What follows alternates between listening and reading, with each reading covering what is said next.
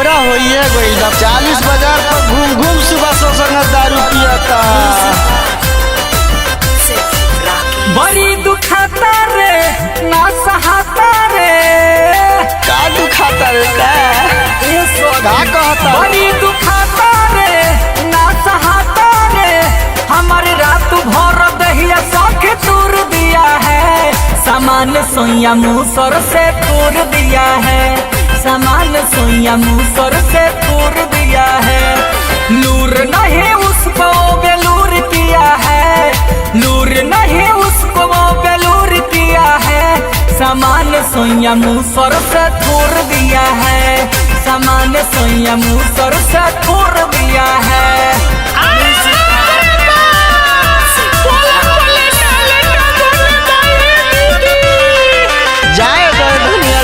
मर्दन हो बर्दाश्त कर ना करबू तो के करी। Mahalakshmi recording studio Dumarsan.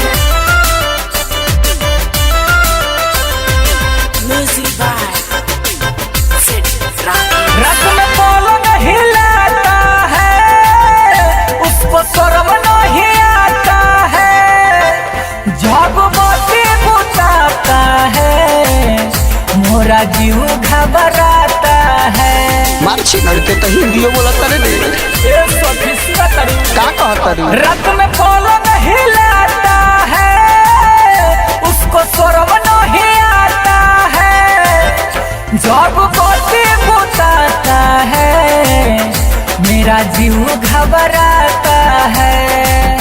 गोते गोते रे लोगे सोते रे पियाला में सखी हमको मजबूर किया है। सामान सोया मुसर से तूर दिया है। सामान सोया मुसर से तूर दिया है। अरे बाप रे बाप, इतने भोर में ना रहने दीदी। कहाँ रे कहाँ ना रहबे?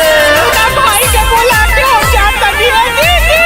कहाँ रे कहाँ जाता रे? मर्दन हो केहू में झेल आखिर तो बिटिया संग रह के बिगड़िए गइल बा। तू पिया करन हो। हम कितना चिल्लाई रे और देह के ओझाई रे। बीटू मास्टर मौके सवारे लागे हमके मुआई रे। इतना गोजन करता। अरे सखी सुनो ना कह हम कितना चिल्लाई रे और देह के ओझाई रे। बीटू मास्टर मौके सवारे लागे हमके मुआई रे। पड़ल महंगा रे फरल बलहना रे। शंकर सैनी विनोद जान चूर दिया है। सामान सोया मुसर से तूर दिया है। सामान सोया मुसर से तूर दिया है। बड़ी दुखाता रे ना सहाता रे। केंग मरले बारे? अरे माई रे बड़ी दुखाता रे ना सहाता रे। हमारी रात भर दहिया के तूर दिया है। सामान सोया मुसर से तूर दिया है। सामान सोया मुसर से तूर दिया है। लूर नहीं उसको बेलूर किया है। लूर नहीं उसको बेलूर किया है। सामान सोया मुसर से तूर दिया है। सामान सोया मुसर से तूर दिया है। Mahalakshmi recording studio Dumarsan.